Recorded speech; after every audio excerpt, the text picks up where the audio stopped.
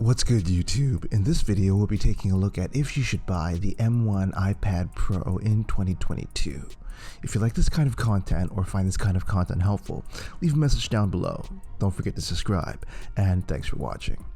So the M1 iPad has been out for a little bit over half a year now, and Apple has refreshed the lineup somewhat with the inclusion of the iPad mini since the M1 iPad's initial release. The iPad Pro is available in 12.9 and 11-inch models, and of course it comes with the coveted Apple M1 chip. This is the main reason, I think, why a lot of people are interested in this device, as the M1 chip, originally introduced on Apple's laptops, is overall a very well received piece of silicon. Performance is quite high on the M1 chip, and I would have to agree after owning the M1 iPad Pro for just under half a year here, as 4K video and other intensive applications seem to work flawlessly on the iPad Pro, just as it does on Apple's laptops. This being said though, the iPad Pro isn't cheap by any stretch, as depending on your region, it's in the price point and spectrum of several high-end laptops as well. And that's the overall question I think you should ask on whether or not you should purchase the M1 iPad Pro, as it's really a question of whether this form factor works for you, as performance is simply out of this world. If you're looking for a device that is capable of graphic and or video editing, then the iPad Pro with its hardware is certainly capable of doing so. Whether or not you want to do that without a dedicated touchpad, mouse, and keyboard input is a question for you.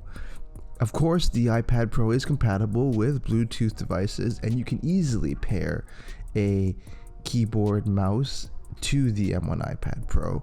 And of course, you have Apple's excellent Apple Pencil as well, if you need some more precise input. However, it's still a tablet at the end of the day.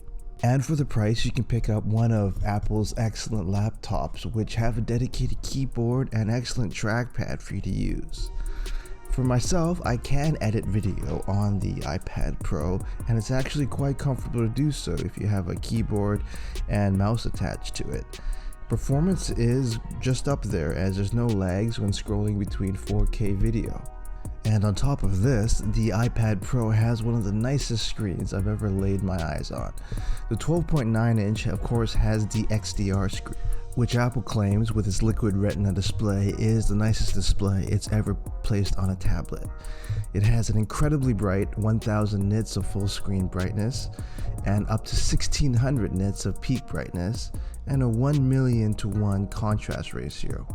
This is fairly color accurate, as I found myself editing videos and photos on the M1 iPad Pro, much like I would on a full desktop. Blacks and contrast are deep, and it's simply a pleasure to either work or consume content on the iPad Pro's screen. This also makes using the Apple Pencil a complete joy, as well, as Apple with the Apple Pencil Generation 2 has decreased the latency on the stylus.